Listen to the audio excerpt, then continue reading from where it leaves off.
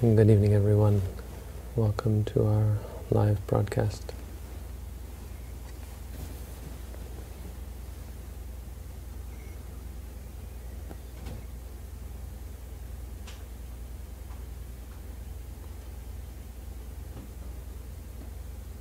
So the Buddha's teaching is, if you've spent any time looking into it, it's quite a vast ocean of teachings and histories and stories, and there's a lot there.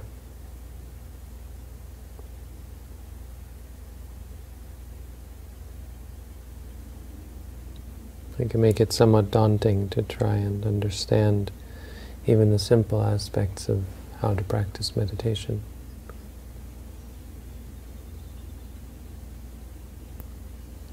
So there are different ways of dealing with this, of approaching the Buddha's teaching when explaining, when teaching.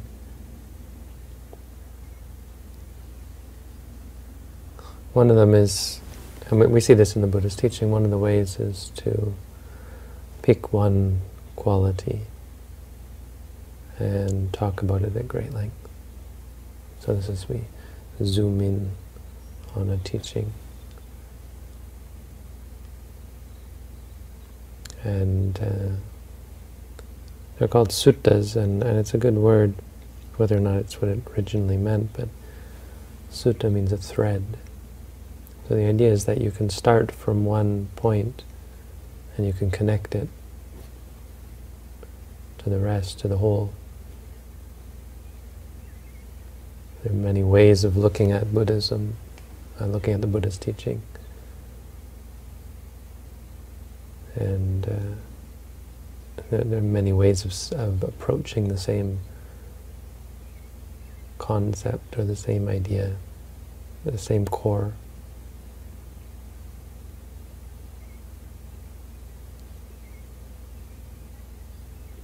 Another way of going about it, something that I'd like to look at today, is the idea of giving an overview of the Buddha's teaching. And as with finding a single thread, there are also many ways of looking at the entire tapestry of the Buddha's teaching. So there are many summaries, many ways of summarizing the Buddha's teaching, but I think one of the most macroscopic or all-encompassing is what the Buddha called the Bodhipakkhya-dhamma. Bodhi meaning enlightenment, Pakkhya having a part.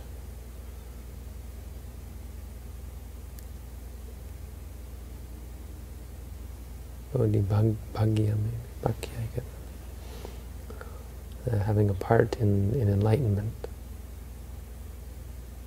Why I think this is one of the most all-encompassing is because there's 37 of them.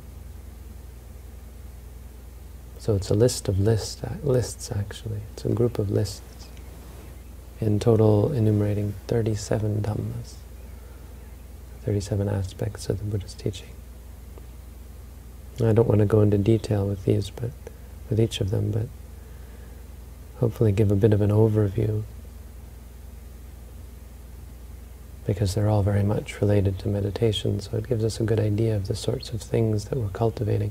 And the best way to look at this is not to think, wow, I have to study 37 individual teachings and that's how I get a complete understanding of the practice that leads to enlightenment, but rather to understand that when we practice mindfulness, when we practice the four satipatthana, there's a lot more that comes along with it. There's a lot of great things that come along with it.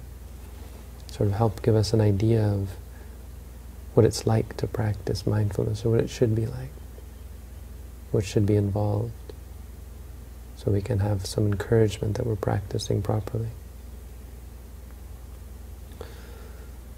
So the first four of these are the four satipatthana. These are the basis of the meditation practice.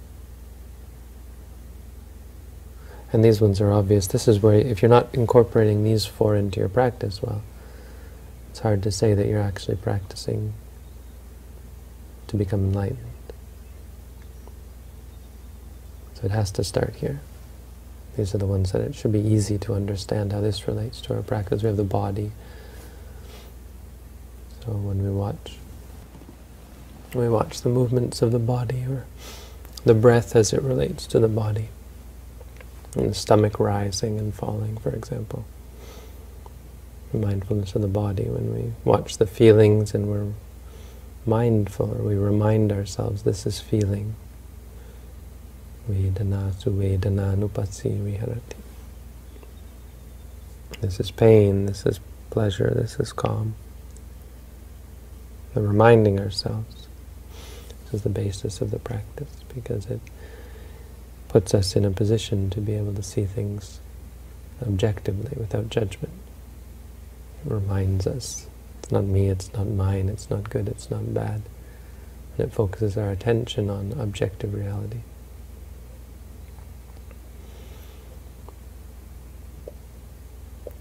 Kaya vedana citta, the mind, focusing on the mind, and Dhammas, when we focus on the hindrances, or the senses, or the aggregates. This is all under the four foundations of mindfulness. So this is the basis. This one is clear how this is in our practice. Should be clear. If it's not, well, this is where you have to start your learning. The second one is called the Samapatthana, the four right exertions. It's another one of the Buddha's teachings, and it also partakes of enlightenment, or has a place apart. But what that means is that when you practice, while you're cultivating these four as well, we should be encouraged that we're not just being mindful, we also have right effort. We're exerting ourselves properly. Why? How? How do we know this? The right effort is not just about pushing yourself hard, or working harder and harder at something. It's about being meticulous in cultivating wholesomeness and maintaining wholesomeness. The four Samapatthana are the effort to guard against unwholesomeness and to eradicate it when it's arisen, and the effort to cultivate wholesomeness and to protect it once it's arisen. So it's very much about practicing mindfulness. As I was saying, the objectivity that comes, well, that's the goodness. And the judgment, the partiality, the aversion and addiction, these are the bad that we try to do away with. So simply by being mindful, you have already right exertion. You're doing the right work. You're working in the right direction. The third is the iddhipada. This is the third set. And there's 4 of these as well. So we're up to 12. The iddhipada are perhaps a little more prescriptive, in the sense that they'll make and break your practice. It's possible to practice without them, but it's not possible to succeed without them. So this is a measure of our success. If you're wondering how to succeed in practicing mindfulness, well, listen up. The iddhipada are what you need. The first one is chanda. You need to like what you're doing. Not exactly like, but you need to be content with it. Chanda is this sort of catch-all phrase that can refer to desire, but it means that you're excited or energetic about what you're doing. There's something that's pushing you to do it. If you have no interest in mindfulness, well, how can you possibly succeed, right? If it's something that, and this is what we see, when you try to push mindfulness on others, or when people bring their children to come and practice, or their husbands and wives try to drag their friends into practicing, you can see, well, there's a very low success rate. Most of the time there's no chanda involved. There's no interest in it.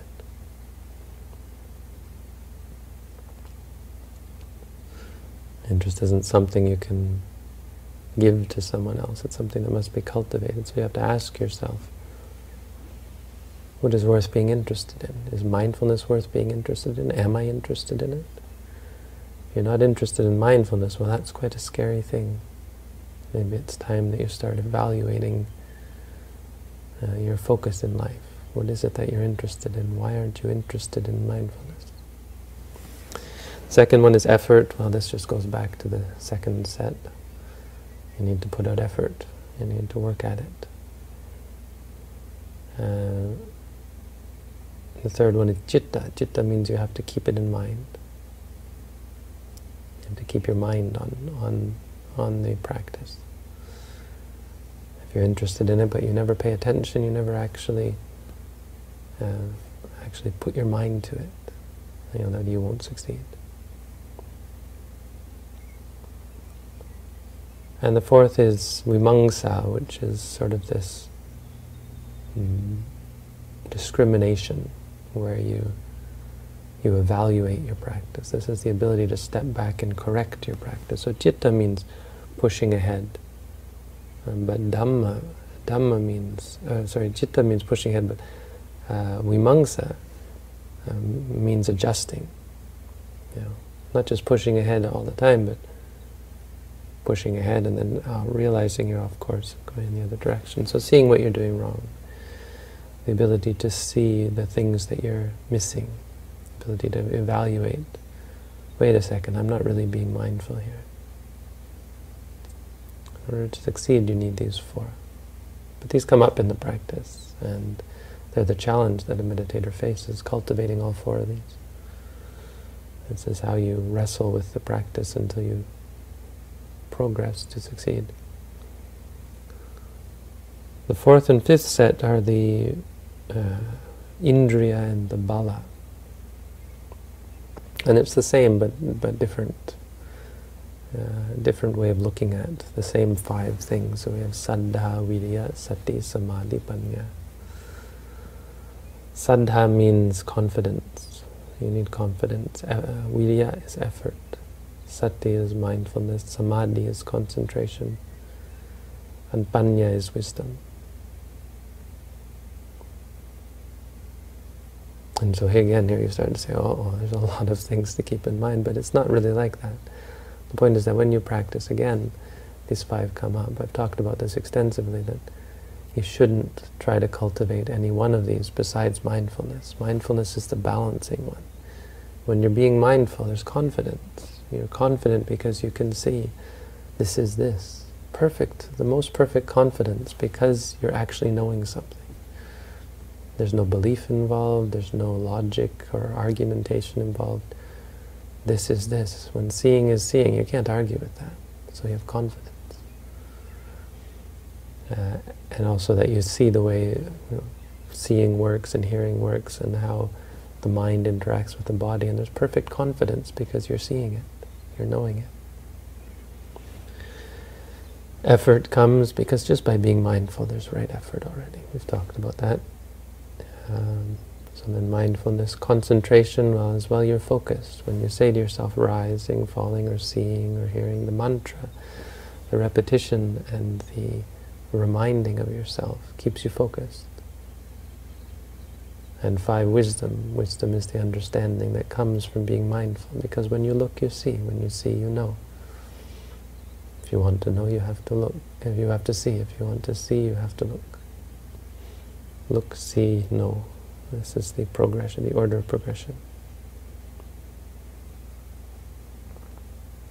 But you can't look and not see, and you can't see and not know. It's sufficient to see and sufficient to look. So you don't have to go looking, is this true, is that true, where is impermanence, where is suffering? If you look, you'll see it. So these are the indriya. We all have these faculties. Bala refers to the power. So the Buddha separated these out. When we talked about indriya, he would talk about people's different levels of these things and how they can even become imbalanced. But bala means the power. These are when they are well balanced. So he would talk about these when he talked about the qualities of an enlightened being or a powerful meditator. They have these 5 powers. They're based on the faculties. It's the same 5. So we add another 10 and we get 22. The next set is called the Bojjhangas. Bojjhangas. And this is another use of the word bodhi, bodhi anga, or bojja anga. Bojja meaning. It's the same as the word Buddha. It means to wake up or to become enlightened or to know something. To come to know. So anga means just the factors, or anga actually means like a finger. Well, no, anga just means factor, member. So the Bojjhangas are the factors of enlightenment. A smaller list than the 37, but another useful one as well. As you can see, all of these are ways of talking about the Buddha's teaching. But they all come together as one. So the 7 Bojjhangas are again sati. Then we have virya, sati, then dhammavicaya, virya, piti, passaddhi, samadhi, and upekkha. So sati starts with sati, is mindfulness. The factors of enlightenment start with mindfulness. And then you have dhammavicaya, virya, and piti. These 3 are the effort-based ones. Dhammavicaya means the investigation or the learning or the seeing that comes from being mindful. Virya is the effort, the energetic nature of being mindful. And piti is the sort of excitement or the energy, the static charge that comes from the rapture or the groove, getting into a groove sort of is piti. Building up the power. And then you have passaddhi, which means tranquility, samadhi, which is concentration again, and upekkha, which is equanimity. So the 2nd, 3rd, and 4th, these are effort-based. The 5th, 6th, and 7th, these are tranquility-based. And effort and tranquility have to balance. This is where the Buddha, one place where the Buddha actually said you could adjust, and you should cultivate the former 3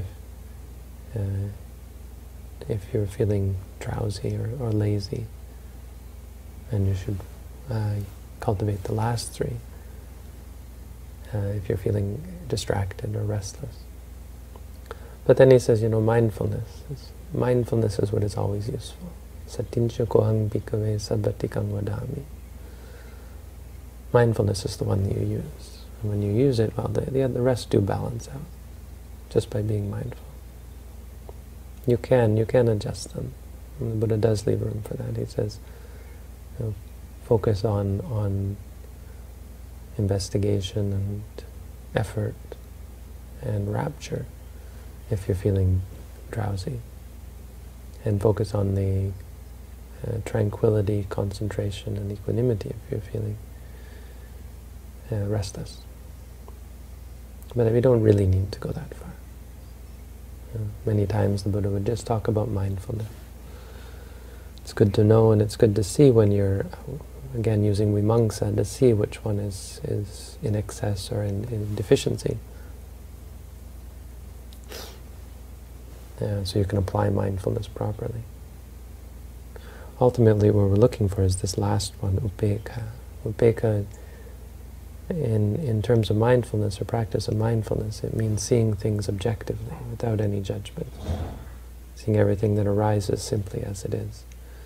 When you stop reacting to your experiences, that's the highest state of insight meditation. It's the peak, the pinnacle. It's what we have to get to in order to become enlightened. Anyway, these 7 are very much present in our practice. So there we go, we've added another 7 qualities. The final 8 is the Eightfold Noble Path. So this one should be very familiar to everybody. How this appears in your practice, it can often confound people. There's 8, it's the most so far, it's a lot. And so you think, well, you have to study a lot and learn about all 8 of these. But again, it's not really like that in a practical sense. They really do come together. The easiest way to understand how they come together is to condense them down to the 3 trainings.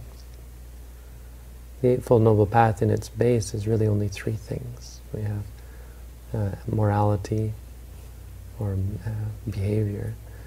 We have concentration and wisdom. Morality, concentration, and wisdom. These are the basis of the Eightfold Noble Path. And you boil it down, that's what the Eightfold Noble Path talks about. And that's useful because in a practical sense you don't see, oh, here's right view, here's right thought, and so on. It's not quite so clear. In practice they sort of do all come together. It's very difficult to pick them out. Certainly you don't see right action and right livelihood and right effort and right speech and right mindfulness, right concentration. Picking them apart is possible, but not so useful. So morality is the body and speech involved with meditation, which it's right because it's not there. You know, you're not speaking, you're not acting. And moreover, your mind is not misbehaving.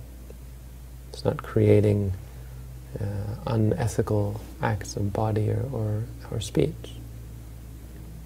And here by unethical, we really in an ultimate sense mean based on defilement. So when you walk quickly or when you wander around confused, those are all expressions of an unethical mind. They're considered to be unethical actions. When you make a fist, that's unethical. When you're out of anger, when you tense up out of fear, that's unethical. These are all unethical, meaning they're unethical, meaning they cause you suffering. That's all it means.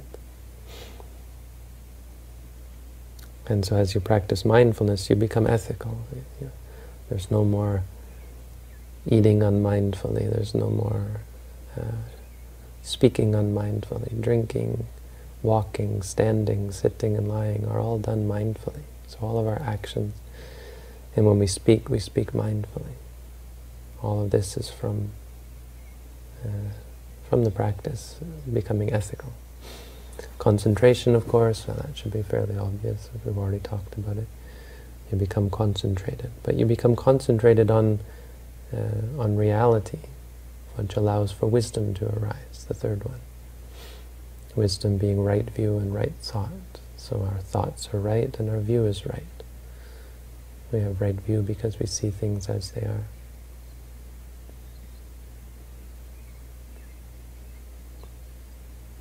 So the idea here is to give an overview and to see that, wow, there's a lot involved, and get some encouragement as to the greatness of the Buddha's teaching. It really did cover a lot. The Buddha really did go in depth. He didn't just give us be mindful and we have to go on faith that that's somehow the right path. No, he was quite detailed. Look, when you're mindful, there's at least 37 things. There's a lot of different things that are involved here. A lot of good that comes from it. And it's quite complete in terms of talking about the various aspects of the mind, various aspects of experience. Also can give us some, it's good to go in detail like this because it maybe reminds us of some qualities of mind that we were ignoring or dismissing, that we're overlooking. So it helps us look over our practice and to see maybe what we're lacking and to adjust our practice accordingly by being mindful of things, simply by being mindful of things that we weren't being so mindful of. So there you go. A short exposition on the 37 states that partake of enlightenment. That's the Dhamma for tonight. Thank you all for tuning in.